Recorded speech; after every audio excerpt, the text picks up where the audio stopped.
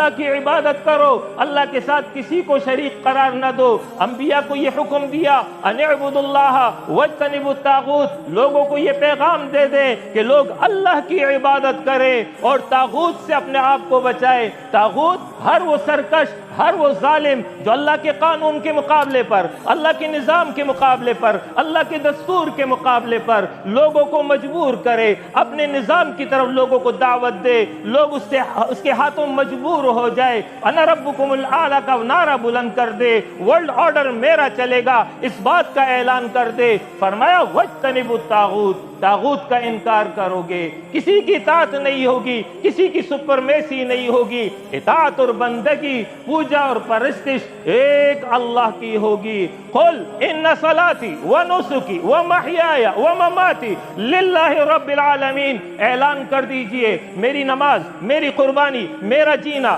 میرا مرنا، جینے میں پوری زندگی آ گئی بغیر کسی استثناء کے۔ یہ نہیں کہا گیا کہ جب مسجد میں ہو تو اللہ کی عبادت، جب رمضان میں ہو تو اللہ کی عبادت، جب حج کا مہینہ ہو تو اللہ کی عبادت، جب ربیع الاول ہو تو اللہ کی عبادت، گھر میں کسی اور کی عبادت، بازار میں کسی اور کی عبادت، خاندان کے معاملات میں کسی اور کی اطاعت، کہیں نفس کی خواہش، کہیں شیطان کی پیروی، کہیں دنیا داروں جیسا چلن، ایسی بندگی اللہ کو ہاں نہیں چلے گی۔ ادخلوا فی السلم کافہ، اسلام میں پورے کے پورے داخل ہونا ہے، کامل عبدیت، مکمل اطاعت اللہ رب العالمین کو مطلوب ہے۔ وَلَا تَمُوتُنَّ إِلَّا وَأَنْتُمْ مُسْلِمُونَ، تم کو موت نہ آئے مگر اس حال میں کہ تم رب کے وفادار ہو، رب کے تابعدار ہو۔ تو فرمایا وَمَمَاتِي لِلَّهِ رَبِّ الْعَالَمِينَ، میری موت بھی اللہ کے لیے ہے، اسی کی رضا کے مطابق میرے کو مرنا ہے۔ یہ